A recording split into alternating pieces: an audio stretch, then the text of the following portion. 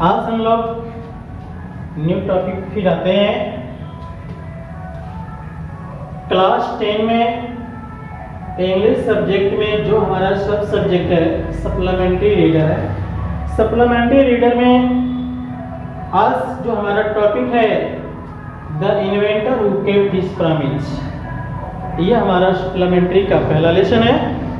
अब हम सप्लीमेंट्री के पहले लेसन में ये जानेंगे कि उसमें क्या घटनाएं घटित हुई, क्या उसकी कहानी रही, इस लेसन से हमें क्या शिक्षा मिलती है, हम इसके बारे में आज आपको बताते हैं।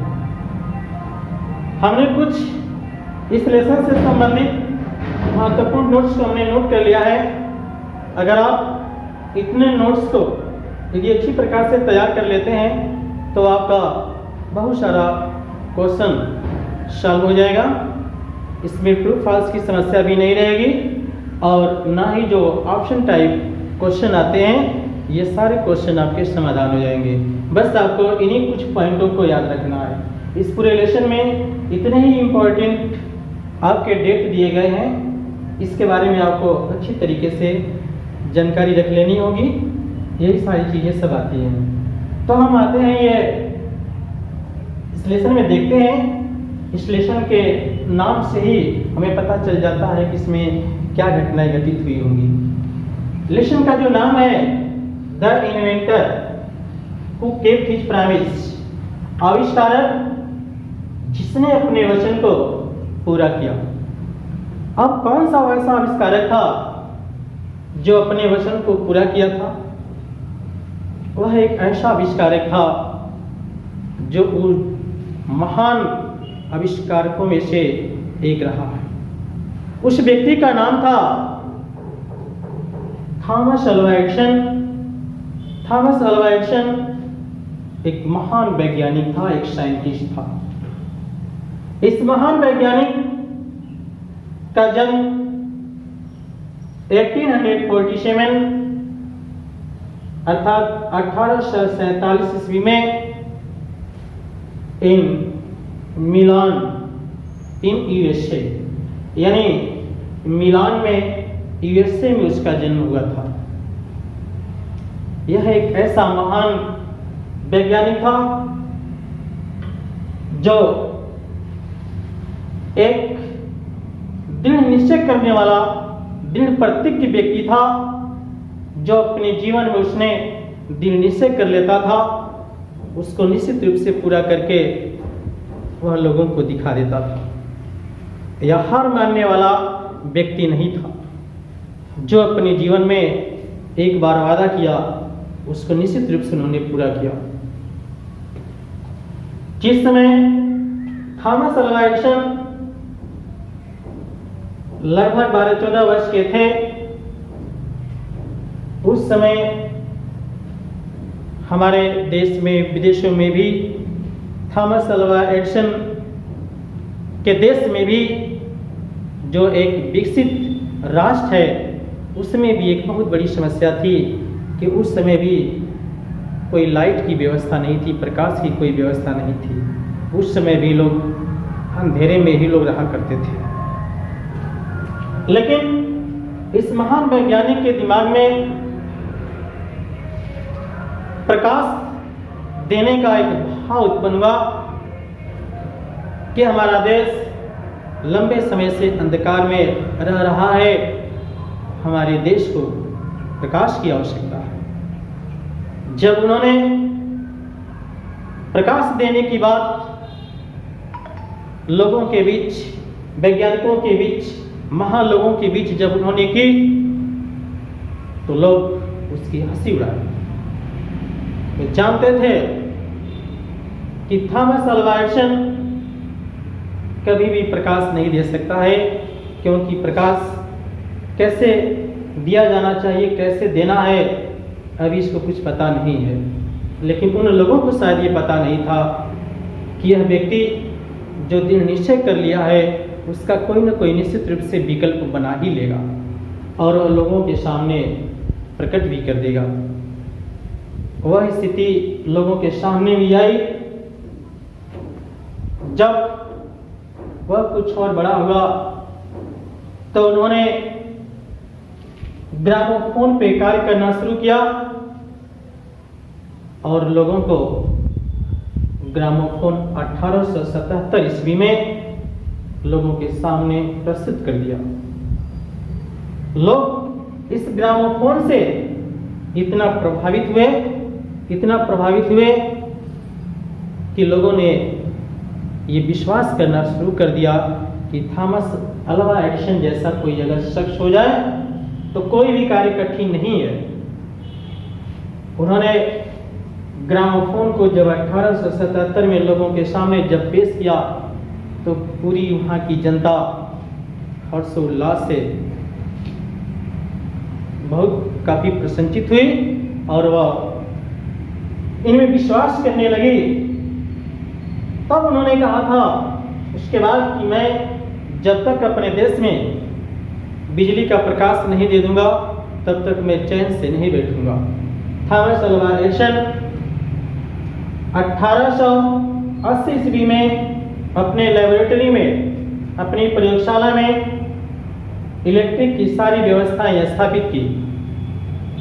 जिस समय उसने 1880 में स्थापित की, उस समय लेबोरेटरी में कुछ समय तक कार्य करने के बाद जब उसने इलेक्ट्रिक बल्ब को जलाने की कोशिश की तो कुछ क्षण के लिए तो वह बल्ब जला, लेकिन सफल नहीं हो पाया। लोगों ने उन पे हंसियां उड़ाना शुरू कर दी, लेकिन वह थोड़ी सी भी विचलित नहीं हुए। उन्होंने कहा कि नहीं, मैं ऐसा नहीं होने दूंगा। जब तक मैं इस कार्य में सफलता हासिल नहीं कर लूंगा तब तक मैं पीछे नहीं हटूंगा। और उस पर कार्य करते रहे। बहुत सारे इन्होंने कार्य किया, बहुत उन्होंने प्रयोग किया, लेकिन सारे प्रयोग असफल होते चलते चले जा रहे थे। फिर भी इन्होंने अपने हौसलों को बुलंद ही रखा। कभी भी उन्होंने अपने अंदर निराशा के भाव नहीं जागृत होने दिया और धीरे धीरे से प्रयोग करते करते उन्होंने एक समय गुजारा। समय के विपरीत वह कार्य करने लगा। जब उसने देखा कि समय मेरा करीब होता चला जा रहा है, उन्होंने ये अपने देशवासियों को, अपने लोगों के बीच उसने वादा किया था कि 2 साल में ही मैं इलेक्ट्रिक लाइट को मैं दूंगा। समय धीरे धीरे करीब होता चला गया। अब उसकी हलचलें और भी बढ़ती चली गई, लेकिन हार नहीं उसने मानी और अंततः यह हुआ कि 2 साल पूरा होते होते यानी 4 सितंबर 1882 को उन्होंने न्यूयॉर्क में इलेक्ट्रिक लाइट को स्थापित कर वहाँ न्यूयॉर्क को जगमगा दिया था। जिस समय उन्होंने 1882 में न्यूयॉर्क में जब जगमगा दिया था तो पूरे देश की जनता उस भव्य दृश्य को देखने के लिए आई थी और एडिसन की वहाँ पे कितनी जय जयकार होने लगी थी। उस देश के महान वैज्ञानिक भी अपने आप को आत्मग्लानि महसूस कर रहे थे कि हमने एडिसन को क्या क्या नहीं कह दिया, लेकिन फिर भी एडिसन ने हमारी बातों को बुरा नहीं माना और अपने कार्य पे वो लगा रहा और अंततः लोगों के बीच 1882 में बिजली के बल्ब को जलाकर न्यूयॉर्क को प्रकाशमय कर दिया था। उससे प्रभावित होकर वहां की जनता ने अमेरिका में उसको सबसे सर्वश्रेष्ठ नागरिक चुना था और वहां का राष्ट्रपति 1929 ईस्वी में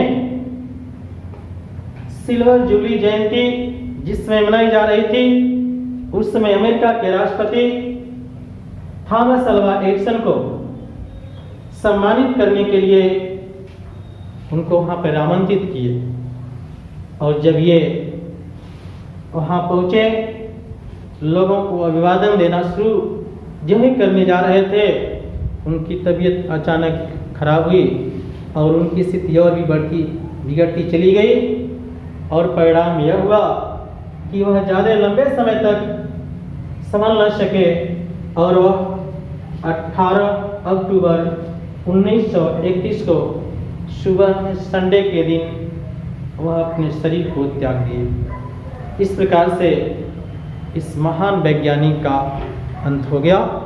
आज हम उसी के बारे में हम कुछ important word meaning chapter wise passage से होते हुए हम जो कठिन वर्ड होंगे इसमें लिखते जाएंगे, और आप सभी बच्चों से मैं यह सूचित करूंगा कि ये सभी लोग अपने कॉपी निकालकर किताब को सामने रख करके वर्ड मीनिंग को भी नोट करते जाएंगे, और यदि कोई इसमें समस्या अगर होती रहेगी तो फिर वह कमेंट करके पूछते रहेंगे। अब हम किताब से स्टार्ट करते हैं पहले पैसेज को, और किताब आप सभी लोग खोल करके रख लीजिए, उसको देखते रहिएगा।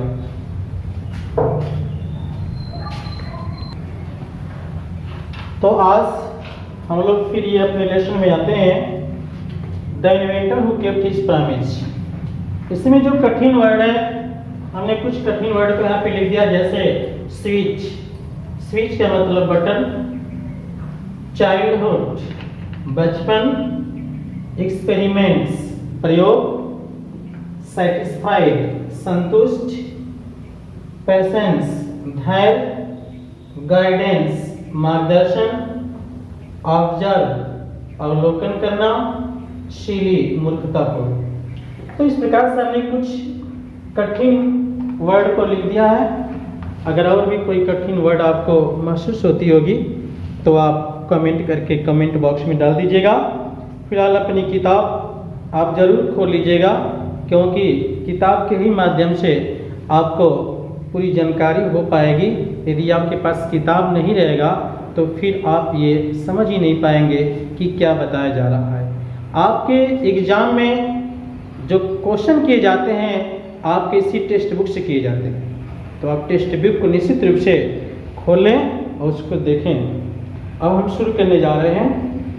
When you want to read at night, जब आप रात में पढ़ना चाहते हो, you simply press a switch, तो आप धीरे से एक स्विच को दबा देते हैं, and the electric light gives you light, और बिजली का प्रकाश आपको प्रकाश देता है। Do you know, क्या आप जानते हो, who invented the electric light, कि इलेक्ट्रिक लाइट का आविष्कार किसने किया? She was an American, वह एक अमेरिकन था, named थॉमस अल्वा एडिसन, जिसका नाम थॉमस अल्वा एडिसन था। Even in his childhood, अपने बचपन में भी Edison loved to do experiment, Edison loved, Edison प्रेम करता था।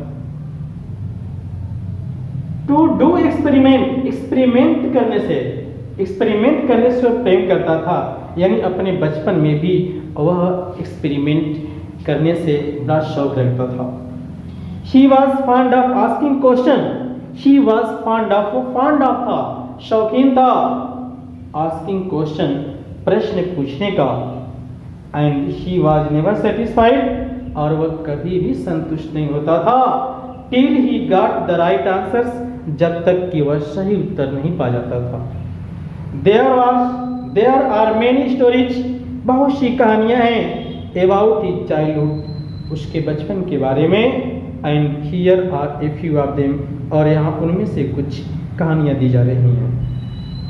One day when young Edison was at school, one day एक दिन, when young Edison was at school, जब वह छोटा एडिसन स्कूल में था।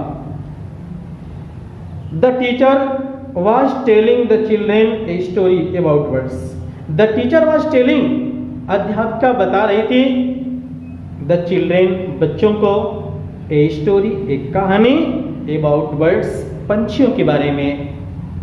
अध्यापिका बच्चों को पंछियों के बारे में एक कहानी बता रही थी।